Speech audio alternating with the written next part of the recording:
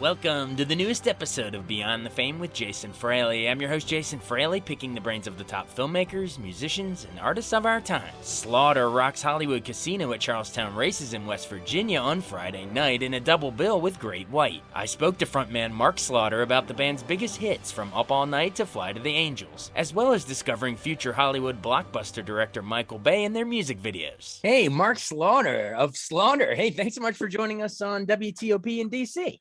Hey, my pleasure. My pleasure. How you guys doing? We're doing all right.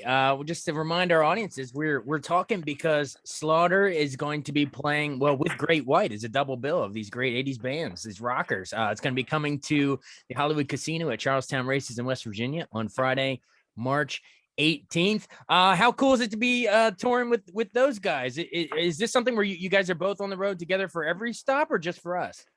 No, we do what they call fly dates. So we fly out and do shows. Some of the shows we do with other bands as well. But we've done a lot of shows with Great White, and it's been awesome. You know, we've been doing shows every weekend. It's like a weekend warrior thing. So we're going to be going to this weekend. We're going to be heading off to Minnesota, then Las Vegas, and then Sacramento, California, and then back home. So we're jet setting and earning our Delta points, that's for sure. Yeah, exactly. And well, that probably comes after a brief period in the pandemic where you weren't getting as many Delta points. Probably. Well, let me. How have the last two years of insanity been? Like, when did you guys get back out there? Well, we were out there just prior to, and then when I opened up for a second, then we went back out, and then we did one show, and then it closed down again, and then we went back out as soon as it opened up. So we've actually been very blessed in the side that we've been able to go out and entertain and let everybody forget of some of this we've been dealing with. That's for sure.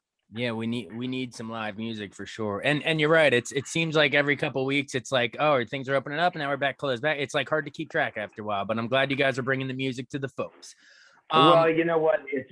We're entertainers, and I think that's a key point. You know, if it makes you smile, then you're doing something right. You know. Exactly. So, what's gonna make them smile when they come out for this particular show? I assume we're gonna hear all the old hits. Is there anything new you guys been cooking up?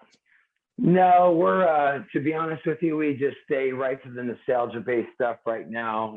It's a good time. It's a trip down memory lane, and you know, the band sound great, and we've had a lot of fun. The show's been doing outstanding, you know, business, and people are walking away with smiles on their face. So, you know, it's just nice to entertain again and bring some happiness to a, you know, very distraught world, so to speak, you know. Definitely. Well, whenever I have a, famous band on or singer, I always want to know sort of your own, personal journey. I know you were born in Vegas in what, like 64. How did you get into music as a young one? You know, like, did you have certain bands or artists that you grew up loving? I listened to the radio like crazy, and you know, the Beatles and the Grand Funk and you know, all the stuff that, you know, then it became Frampton and Boston and, you know, Sabbath, and it's just all those classic rock bands inevitably is a part of my DNA. I just love music. And but being, you know, from Vegas, there's a lot of different influences, just because that is the entertainment capital of the world. That's where, you know, all, you know, started with the Rat Pack and forward, you know. So but I learned a lot there, and that's pretty much my that's where I learned how to do what I do. Awesome. Well, remind our listeners, before Slaughter was formed, tell me about the Vinnie Vincent Invasion, because that was one of your earliest bands with some, you know, and Dana Strum was in it too with you. But right. Didn't you guys have a song on like one of the Nightmare on the Freddy Krueger movies too? We did. Yes, we did. It was in 1988. And it was the Love Kills as a Nightmare on Elm Street #4. And, you know, it was a great experience. I went from guitar teacher to singer, and basically got a chance to tour with Iron Maiden and Alice Cooper. And, you know, as a young kid at 22, it was a pretty exciting time, you know.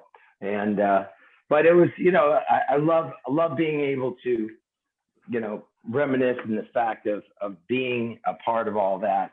And I just, very, very blessed and very thankful.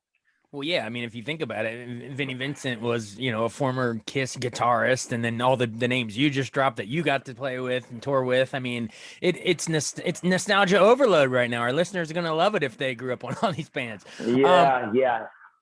So remind them how did that actually evolve from Vinnie Vincent Invasion into just you and Dana Strum breaking off and doing Slaughter? Wasn't there some business with like a financial thing, right?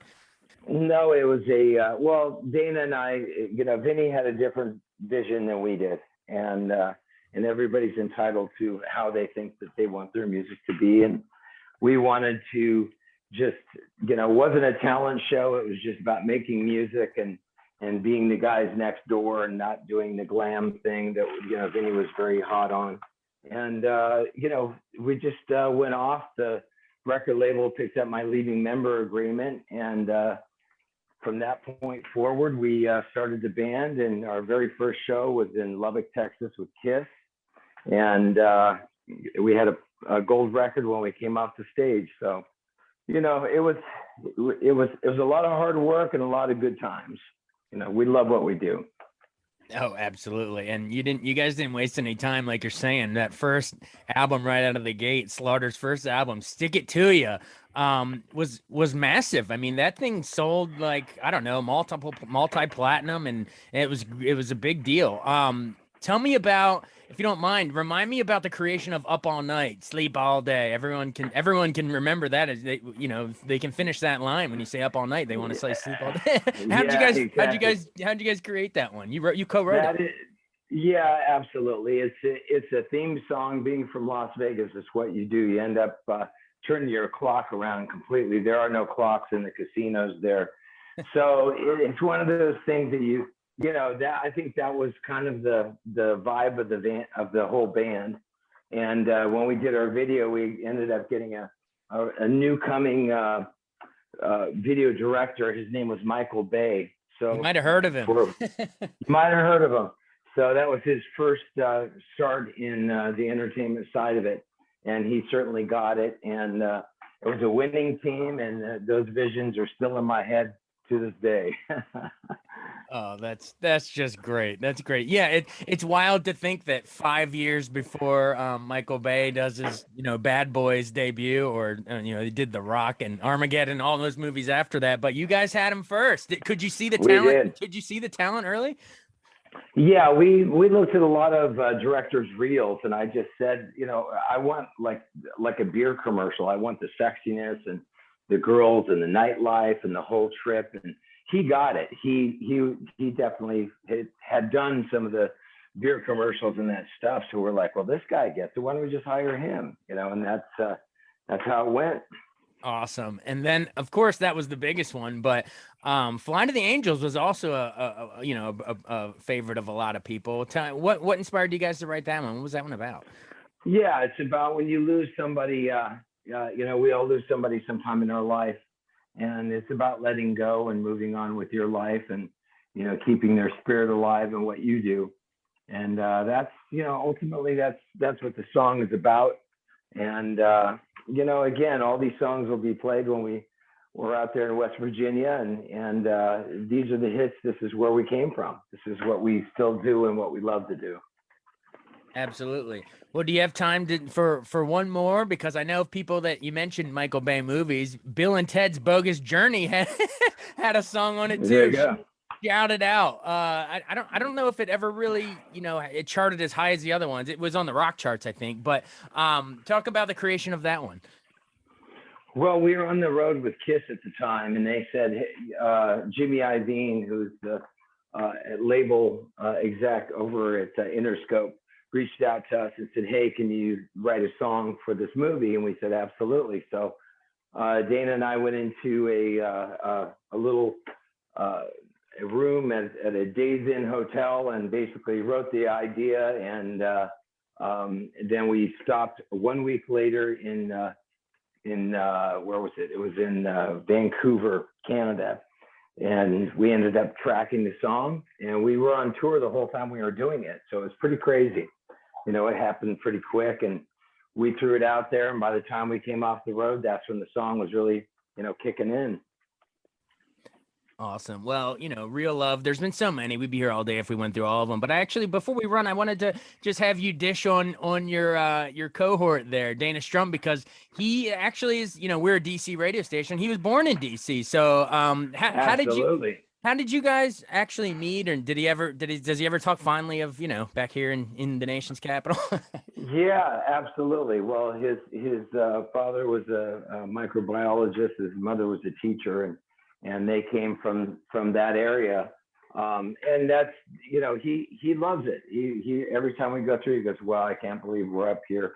He talks very fondly of that area. And you know, when I met Dana, he was working out the studios in Hollywood and in Burbank, and he needed some background vocals, and somebody said, "You should call this guy." And next thing you know, I was in a band with him since 1985, and we're still going strong to this day. Definitely. And then also rest in peace to Tim Kelly. He was with you guys there from the beginning too, pretty much. Just memories of him and his talent. Yeah, he was a very talented guitar player and always made us smile. He's missed sorely, that's for sure. Absolutely.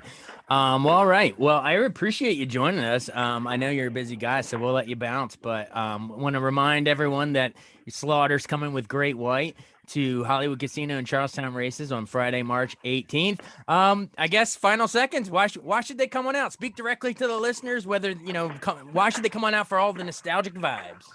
Well, if they want to party and they want to have a good time and they want to smile, come on out. It's Slaughter and Great White. It's going to be a good time. And, you know, it'll make you smile. So, you know, come on, get you some. All right. Sounds good. Thanks so much. Thank you. I appreciate it. All right. Bye. Bye-bye. Thanks so much for joining us on Beyond the Fame with Jason Fraley. Remember to hit the subscribe button and give us a 5-star rating if you like what you hear. We'll see you next time.